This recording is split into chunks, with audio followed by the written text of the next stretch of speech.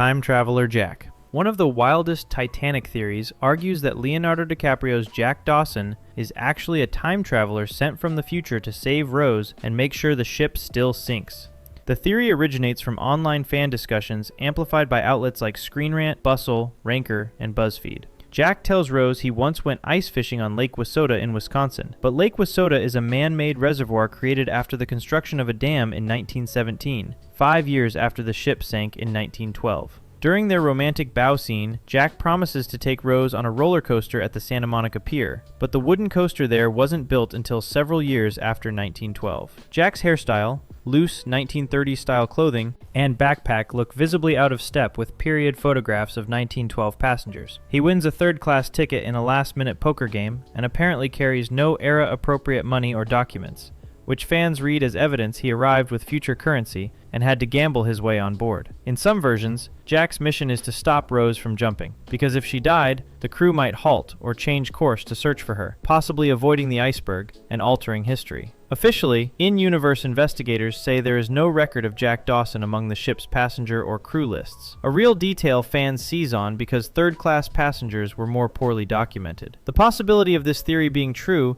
lies in the actual historical anachronisms present in the film, real, factual errors that could theoretically be reinterpreted as intentional clues rather than simple mistakes. Imaginary Jack. Another Titanic theory flips everything by claiming Jack never existed at all, suggesting he's just a projection of Rose's mind, helping her escape a suffocating life. A widely circulated Reddit theory, picked up by BuzzFeed, Screen Rant, Elite Daily, and Good Housekeeping, argues Jack is a figment of Rose's imagination, created at her lowest moment. Jack appears just as Rose is about to end her own life by jumping from the ship, and the theory frames him as a guardian angel or subconscious survival instinct materializing to stop her. Treasure hunter Brock's team later tells elderly Rose they found no record of Jack Dawson, and she replies that he exists now only in her memory. A line these articles quote as meta-commentary that Jack only ever lived in her mind. Jack embodies everything Cal is not. Spontaneous, kind, anti-class snobbery, which writers interpret as Rose constructing an ideal partner to push her toward independence. The infamous door scene is reinterpreted, suggesting Jack must die because once Rose has chosen to live, she no longer needs the imaginary figure that kept her alive. The possibility of this theory holds weight because the film's own dialogue explicitly states there's no record of Jack, and Rose's final words about him existing only in her memory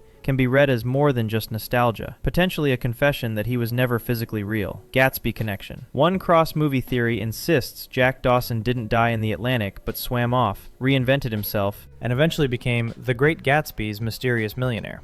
Screen Rant and multiple fan essays outline a shared character theory that Leonardo DiCaprio's Jack from Titanic survives and later appears as Jay Gatsby in Baz Luhrmann's 2013 adaptation. Gatsby's canonical backstory of poor Midwestern roots, work on a yacht with Dan Cody, and reinvention as Jay Gatsby is treated as a cover identity Jack creates after the sinking, fitting his talent for storytelling and sketching alternative lives. A detailed Reddit timeline notes that fan-estimated birth years for Jack, around 1890 to 1892, line up with Gatsby's implied age, making it plausible they are the same man under different names. In Titanic, Jack mentions his parents died when he was young, and the Redditor aligns this with the moment James Gatz kills off his old identity and begins life as Gatsby, suggesting Jack's story is one of many lies he talks about his past. Articles point out character parallels, noting both men are romantics obsessed with an idealized woman from a higher social class, Rose and Daisy.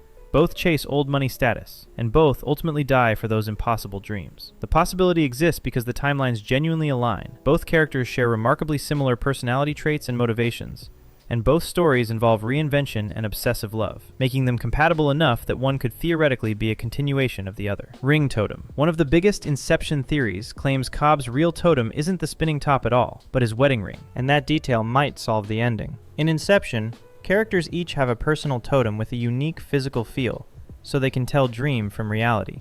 And Cobb uses Mal's spinning top, which in theory never stops spinning in a dream. Fans notice that Cobb wears a wedding ring in dream sequences, but not in scenes interpreted as reality, leading to the argument that the ring is his original totem before he adopted Mal's. Screen Rant and multiple video essays break down how the ring appears when Cobb is with Dream Mal, or in layered dreams, yet vanishes in real-world scenes, such as the Mombasa chase or at immigration in the finale. The final scene shows Cobb spinning the top, then running to his children, and the camera lingers on the top but never shows a ring on his hand, which ring theory supporters take as evidence he's awake. Reddit threads argue that using Mal's top as his totem breaks the film's rule that nobody else must know your totem's properties, so the ring, a more private object, fits the rules better. The possibility of this theory being accurate comes from the consistent visual pattern throughout the film, where the ring's presence or absence correlates perfectly with established dream and reality sequences, suggesting it could be an intentional detail rather than a costume department coincidence. Still dreaming. Beyond the ring, a broader camp of fans insists that Inception's ending is still a dream, and that the clues are baked into the final minutes on the plane and at Cobb's house. The film ends with Cobb and the team waking up on the plane after retrieving Saito from Limbo. Fisher disembarks seemingly none the wiser, and Saito makes a call that lets Cobb clear immigration. Cobb returns home, spins the top on the table, hears his children's voices, and walks away, with the camera focusing on the spinning top, which wobbles slightly, but cuts to black before we know if it falls. Ending explanation emphasizes that whether the top falls is the film's central mystery, noting the mission appears successful, but the audience is never told they're in reality. Reddit discussions note that when Cobb wakes up on the plane in the final sequence, viewers never see the PASIV device tubes connected to him, unlike earlier scenes when characters wake from dreams still wired in, suggesting either continuity or an intentional hint of another layer. Some video essays argue that Cobb no longer cares whether he's dreaming, reading his decision to walk away from the totem as a sign he has chosen an idealized dream world over an uncertain reality. The possibility remains viable because the film deliberately withholds definitive proof either way. The top's wobble could mean anything, and the missing detail of the PASIV tubes in the final wake-up scene creates genuine ambiguity about whether they truly escaped all dream layers. Choosing lobotomy. Shutter Island's most popular fan reading says DiCaprio's character is actually sane at the end and deliberately chooses lobotomy as a way to die a good man. In the film, U.S. Marshal Teddy Daniels investigates a disappearance at Ashcliff Hospital, only to be told he is actually Andrew Latus, a patient who killed his manic-depressive wife after she drowned their 3 children. The hospital's doctors claim the entire investigation was an experimental role play designed to break his delusion, warning that if it fails, he'll be lobotomized. In the final scene, Teddy, now Andrew, sits with Chuck, revealed as Dr. Sheehan, and briefly appears lucid, acknowledging the truth before seeming to slip back into the Teddy persona. As orderlies approach to take him away, he asks Sheehan which would be worse, to live as a monster or to die as a good man, a line not in Dennis Lehane's original novel, but added for the film. Reddit analyses argue that Teddy ignoring Sheehan calling him Teddy, going willingly with the orderlies, and delivering that line indicate he is fully aware and is choosing lobotomy over living with unbearable guilt. The possibility of this interpretation being correct exists because that final line was specifically added to the screenplay and wasn't in the source material, suggesting the filmmakers intended to create ambiguity about whether Andrew was genuinely relapsing or making a conscious choice disguised as madness. Island conspiracy. A more paranoid Shutter Island theory argues that Teddy was never insane at all, claiming the hospital gaslights him into believing he's Andrew Latus so they can neutralize a nosy federal marshal. A widely shared Reddit theory insists the doctors fabricate the Andrew Latus persona and the roleplay experiment as a cover to discredit Teddy's investigation into unethical experiments at Ashcliff. Proponents highlight how every staff member seems oddly rehearsed and how quickly the narrative turns once Teddy gets close to restricted areas, suggesting a coordinated cover-up. They argue the supposed backstory of Andrew's murdered children could be falsified records created by the institution, which already controls all information Teddy sees.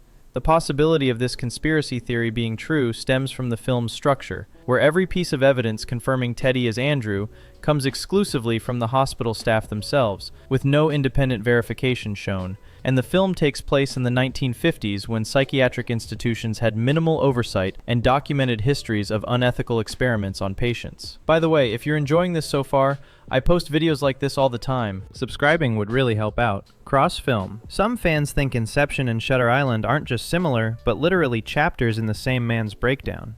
Articles and listicles note that DiCaprio plays 2 traumatized husbands, haunted by dead wives named Mal and Dolores, both struggling with guilt and reality in 2010 films. One popular theory suggests that the reality-bending events of Inception shatter Cobb's mind, and Shutter Island is where he ends up as Teddy in a later era, reliving his guilt in a new delusional scenario. The possibility of this connection exists because both films were released in the same year, both feature Leonardo DiCaprio as a man whose wife died tragically and who struggles to distinguish reality from delusion, Both involve water imagery and coastal settings, and both climax with the protagonist potentially accepting a false reality rather than facing unbearable truth, creating parallel narrative structures that could theoretically represent different stages of the same psychological breakdown. Ghost story. A haunting The Revenant theory claims Hugh Glass actually dies early on, and everything after the shallow grave is the journey of a restless spirit. The film depicts frontiersman Hugh Glass surviving a brutal bear attack, being left for dead by Fitzgerald and Bridger, and clawing his way across a frozen wilderness to seek revenge. A Reddit fan theory argues Glass actually dies in the shallow grave, and his subsequent survival feats, enduring icy rapids, impossible falls, and extreme cold, are signs he's a ghost wandering a liminal plane between worlds. The same theorist reads the Arikara warriors as guardians of this borderland, who kill living trespassers, but ride past Glass at the end because his soul is no longer theirs to claim. Another thread suggests Glass dies after completing his revenge, reading his final vision of his late Pawnee wife walking away, followed by him staring directly into the camera, as him finally letting go of life. The possibility of this supernatural reading gains traction from the film's deliberate ambiguity and surreal cinematography, the physically impossible nature of Glass's survival through injuries and conditions that would realistically kill anyone, and the frequent dream sequences and visions throughout the film that blur the line between life and death, making it unclear where reality ends and the spiritual realm begins. Jordan's recruitment. In The Wolf of Wall Street's final scene, some viewers think Jordan Belfort isn't teaching sales, but recruiting his next victims, and the audience is included. The film ends with Jordan on stage in New Zealand, asking audience members to sell me this pen, echoing an earlier scene where his crooked colleague uses the question to demonstrate manufacturing demand. A highly upvoted Reddit take, and several essays read the closing montage of blank, transfixed faces as a metaphor, suggesting that despite everything we've seen, people, including viewers, are still eager to be taught his tricks and seduced by get-rich-quick fantasies. This interpretation treats Jordan, and by extension DiCaprio's charismatic performance, as the ultimate salesman, turning his real-life downfall into just another pitch. The possibility of this meta-rating being intentional comes from the fact that the real Jordan Belfort does conduct motivational speaking seminars after his release from prison, and the film's final scene depicts an actual event, suggesting the movie deliberately ends by showing that Belfort successfully rebranded his criminal past into a profitable speaking career, essentially proving he can still manipulate people even after his crimes became public knowledge. Loaded weapons. A Django Unchained detail has fans convinced that Leonardo DiCaprio's slave-owning villain Calvin Candy was expecting a shootout long before Schultz pulled the trigger. A popular Ranker entry, citing a Redditor, notes that Candyland's guards mostly carry black powder revolvers like the Colt Dragoon and 1851 Navy, which typically were loaded with 5 rounds for safety. Historically, shooters often left an empty chamber under the hammer to prevent accidental discharge, with loading all 6 rounds being riskier and usually reserved for when a fight was anticipated. During the climactic shootout, the guns Django takes off Candy's dead men all contain 6 bullets, suggesting Candy's crew had deliberately fully loaded their weapons because they were already expecting trouble, rather than letting Django and Schultz walk out. The possibility of this theory being accurate comes from Quentin Tarantino's notorious attention to period-accurate detail in his films, making it unlikely that the 6-shot revolvers were accidental, and the theory aligns with Candy's character as someone intelligent enough to recognize Django and Schultz were lying long before the dinner confrontation, giving him time to prepare his men for violence. Rick Plays. Tarantino's own movie-within-a-movie universe has fueled a theory that Once Upon a Time in Hollywood's Rick Dalton actually played Django Unchained's Calvin Candy. Tarantino has described 2 linked universes, a realer-than-real world where characters like Rick Dalton and Cliff Booth live, and a movie-movie universe, containing films that characters inside that world watch, which is where stylized titles like Kill Bill sit. A Reddit theory argues that by 1969, Rick's flagging career leads him to Italy to shoot spaghetti westerns, exactly the kind of European productions that could include a big villain role like Calvin Candy. Supporters note that in Once Upon a Time in Hollywood, Rick is shown playing various television and movie villains, including a sadistic outlaw in a western where a young girl is taken hostage, tonally similar to Candy's brutality. The possibility exists because Tarantino has confirmed his films exist in a shared universe with 2 distinct layers. Django Unchained's heightened spaghetti western style fits the movie-movie category that characters in the realer-than-real world would watch, and Rick Dalton's career trajectory of playing heavies in westerns during the exact time period when Django would theoretically be filmed makes the casting plausible within Tarantino's established continuity. Limbo Multiverse. The wildest DiCaprio theory says many of his most famous characters, from Jack Dawson to Gatsby to Teddy and Cobb, are all the same soul trapped in Inception's limbo. What Culture highlighted a fan theory proposing that multiple DiCaprio roles are actually different versions of the same character wandering through limbo, the infinite dreamscape Dom Cobb inhabits with Mal. One version string together Titanic, The Great Gatsby, Shutter Island, Catch Me If You Can, and Inception, arguing Jack survives, becomes Gatsby, later reinvents himself as Andrew Latus, and then as other identities, all as attempts to rationalize trauma. A Reddit extended theory explicitly connects Jack and Gatsby to Andrew Latus, suggesting after Gatsby fakes his death, he assumes that identity, and his wife later drowns their children. Another Reddit post dubbed the DiCaprio effect imagines DiCaprio's characters as alternate timelines of the same person subconsciously searching for Rose, with arcs running through Gangs of New York, Catch Me If You Can, Revolutionary Road, and more. All these variants rely on recurring motifs, noting DiCaprio's characters are often haunted men with troubled marriages, water symbolism like the Atlantic, swimming pools, and oceans, and unresolved guilt, which theorists treat as thematic evidence of one fractured psyche. The possibility of this mega-theory holds up because Inception establishes that limbo can feel like decades or lifetimes, while only moments pass in reality, and it's explicitly stated that people can become lost in limbo and forget their true identity, meaning all of DiCaprio's tormented characters could theoretically be the same person, living different constructed realities while trapped in an endless dream state, with each film representing another layer or lifetime within Cobb's fractured consciousness. If you found this valuable, subscribe so you never miss new content. Thanks for watching.